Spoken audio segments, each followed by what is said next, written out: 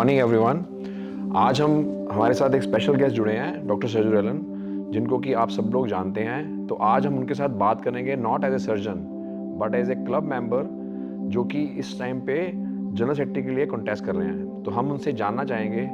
हाय doctor सजू, आप general secretary के लिए इलेक्शंस के लिए खड़े हुए हैं, तो लोगों का एक बहुत इंपॉर्टेंट क्वेश्चन है कि आप इतने इंपॉर्टेंट शेड्यूल में आपने क्लब के लिए कैसे टाइम निकालेंगे ताकि आप क्लब को एक जस्टिस कर सको। Well Saju ji, thank you, that's a fair question. लोगों ने मोस्टली मेरे को हीरो डीएमसी में एज ए सर्जन देखा है या फिर ऑपरेशन थिएटर में देखा है, पर उनको ये नहीं पता कि मेरा दिन जो है बहुत जल्दी स्टार्ट हो जाता है। I start my day as early as 3:30 AM in the morning. That's a time when I go for my gym, cycling, and I am usually ready to go to the hospital by 6:15।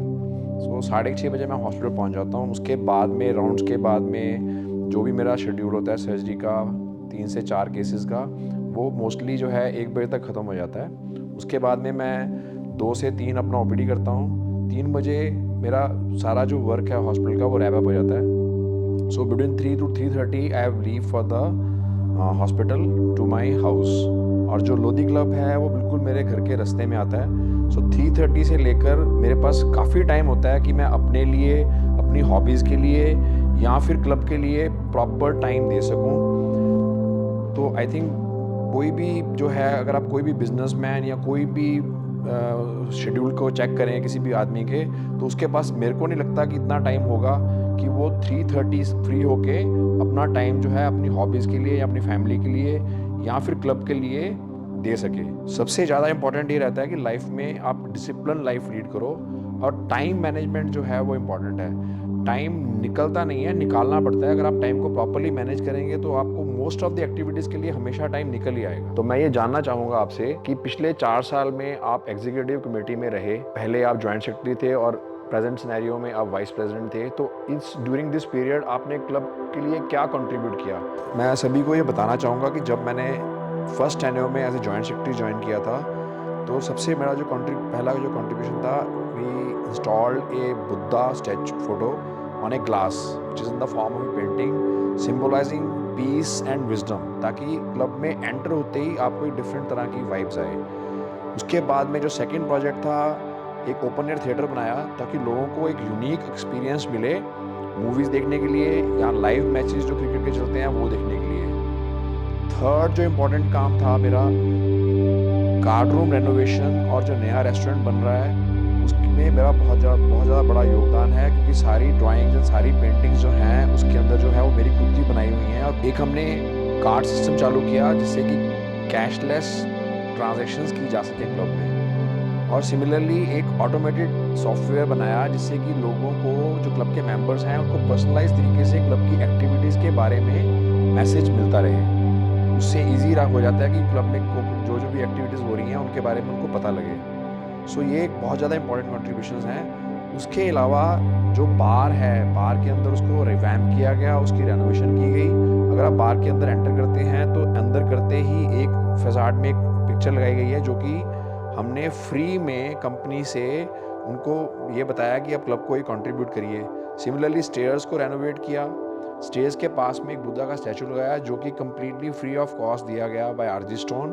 और उन्होंने हमारे से वादा किया है कि 6 साल के अंदर फ्रीक्वेंटली वो पिक्चर को, जो स्टैचू है, उसको चेंज करते रहेंगे ताकि क्लब में लोगों को एक बिल्कुल ही नया एक्सपीरियंस मिले। और अभी जो है एक गपशप लॉन्च जो है हमारा, उसकी रेनोवेशन चल रही है। वो मोस्ट लाइकली फरवरी एंड तक कंप्लीट हो जाएगी, जिसमें कि लोगों को एक यूनिक एक्सपीरियंस मिलेगा डाइनिंग विद लाइव सिंगिंग का। Every Saturday there will be a program जहाँ पे कि एक हम लाइव सिंगर बुलाएंगे, जो ये बिल्कुल ऐसी एम्बियंस क्रिएट करने की कोशिश की गई है जो कि आपको मोस्ट ऑफ द रेस्टोरेंट जो नए बने हैं उसमें मिलती है। डॉक्टर जो आई एम रियली हैप्पी, ये काफ़ी लंबी लिस्ट है जिसमें कि आपने लोगों के लिए कंट्रीब्यूट किया। तो मैं आपसे ये जानना चाहूँगा, जो आपने टीम बनाई है उसके जो कैंडिडेट्स हैं वो कौन कौन से हैं और क्या कारण है कि आपने ये टीम चूज़ की, और लोग आपके ऊपर इसमें क्यों विश्वास करें कि इन लोगों को वोट देके जिताया जाए? Well, every great leader needs a great team. ये बहुत इंपॉर्टेंट है एक सक्सेसफुल प्रोग्राम रन करने के लिए कि आपकी जो टीम है वो स्ट्रांग होनी चाहिए। सो हमने एक ऐसी टीम चूज़ की है जिसमें कि सारे मेंबर्स काफ़ी स्ट्रांग हैं।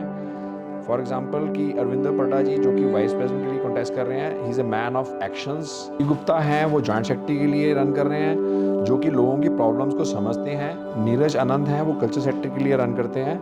एंड आज all of us we know that culture defines the club. तो नीरज आनंद जी जो हैं वो एक सिंगर भी हैं और कविताएं भी लिखते हैं, जिनके बारे में उनकी कविताओं को आप ऑलरेडी पढ़ चुके हैं most of the social media पे और व्हाट्सएप ग्रुप्स में। तो इस पोस्ट के लिए बहुत ही स्ट्रॉन्ग कंटेंडर हैं जो कि इस पोस्ट के लिए जस्टिस करेंगे। निशित सिंघानिया जो कि क्लब से काफ़ी लंबे समय से जुड़े हुए हैं, वो उनकी जो बैकग्राउंड है वो MBA से है।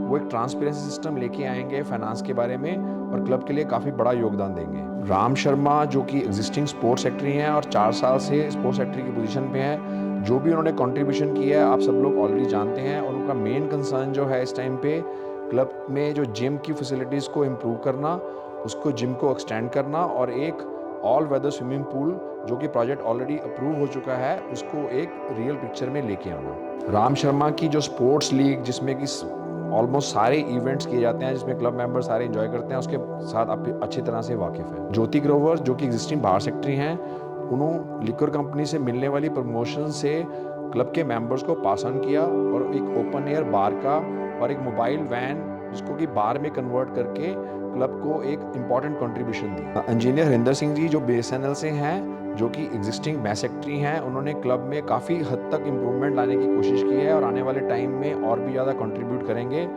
एक रेस्टोरेंट जो कि रिवैम्ड न्यू अरेबियन स्टाइल जो बन रहा है वो उन्होंने उसमें काफ़ी ज़्यादा योगदान दिया। और उनका मेन कंसर्न जो है इस टाइम पे है वो सर्विस को लेके है, क्योंकि most of the club members जो है सर्विस के साथ में इशू रहता है। सो आने वाले टाइम में मैं आपको पूरा यकीन से कह सकता हूँ कि सर्विस इस तरह से इम्प्रूव होगी कि आपको क्लब में आना जो है वो अच्छा लगेगा। करण सिंह डांग जो कि मिस्टर डांग के बेटे हैं, वो काफ़ी समय से क्लब के साथ जुड़े हुए थे और इस टाइम पे वो मेल एग्जीक्यूटिव के लिए कंटेस्ट कर रहे हैं और वो क्लब में काफ़ी अपना हेल्प करेंगे। रितु चन्ना जो कि लेडी एग्जीक्यूटिव हैं, वो ऑलरेडी एग्जिस्टिंग लेडी एग्जीक्यूटिव भी हैं, उन्होंने जैपनीज़ गार्डन बनवाया एज ए लेडी एग्जीक्यूटिव। वो क्लब में वुमेन एम्पावरमेंट और फैमिलीज़ को क्लब में लेके आने में काफ़ी ज़्यादा हेल्प करेंगे। सो आप ये समझ सकते हैं कि ये एक टीम नहीं है बल्कि एक परिवार है जो आपके लिए काम करने के लिए हमेशा तैयार रहेगा। तो आपने ये बताया कि आपका क्या कंट्रीब्यूशन रहा और आपके कौन सी टीम को आप लेके आना चाहते हैं। तो अभी मैं ये आपसे जानना चाहूँगा, इनफैक्ट सभी लोग ये जानना चाहेंगे आपसे कि क्या आपका विजन क्या है 2025-2027 को लेके। Great question Sarju. Last 4 years have been the years of transformation. The coming 2 years will be years of renovation and elevation of the club. So here's what I envision. सबसे इम्पॉर्टेंट जो रहेगा वो है स्पोर्ट्स फैसिलिटीज़ को upgrade किया जाए, जो gym है उसको एक्सपेंड किया जाए, ऑल वेदर स्विमिंग पूल जिसकी बहुत ज़्यादा डिमांड रही है उसको पूरा करना। सेकंड जो है वो है रिवैम्प करना डाइनिंग फैसिलिटीज़ को।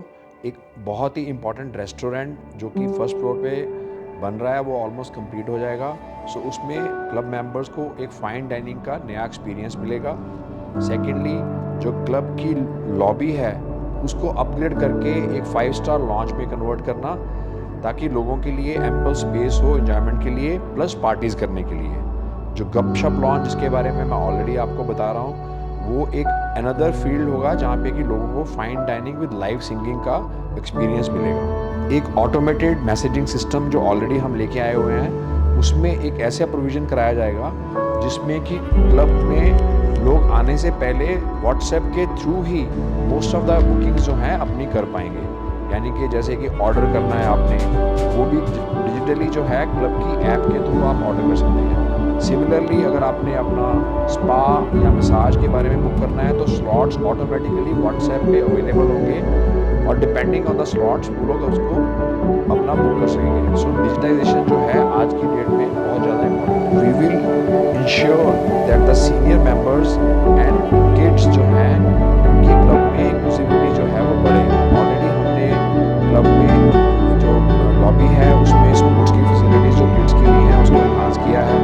लाइब्रेरी जहाँ पे लोग बैठ के on computer they can access most of the books in the digital form. Eco friendly initiatives हम लेके आएंगे, making Lodhi club sustainable with green. My goal is very simple, to make Lodhi club a place where every member can come and enjoy. Footfall जो है club में वो बढ़े।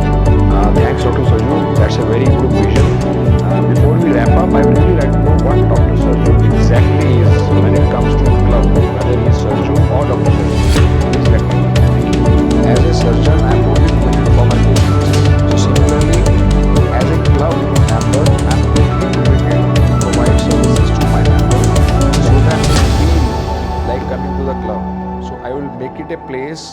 wherein families can easily come and enjoy the club facilities और footfall को बढ़ाया जा सके. Lodhi club isn't just a place, it's a legacy wherein we come together, we celebrate, we enjoy and we grow. Well, these are very powerful words. Friends, आपने doctor Sarju को जैसे सुना, वो सिर्फ इलेक्शन रन करने के लिए ही नहीं इलेक्शन लड़ रहे, बल्कि वो एक डिलीवर करना चाहते हैं लोगों को. I have served with dedication, built with vision, and now I ask for your trust once more. Thank you.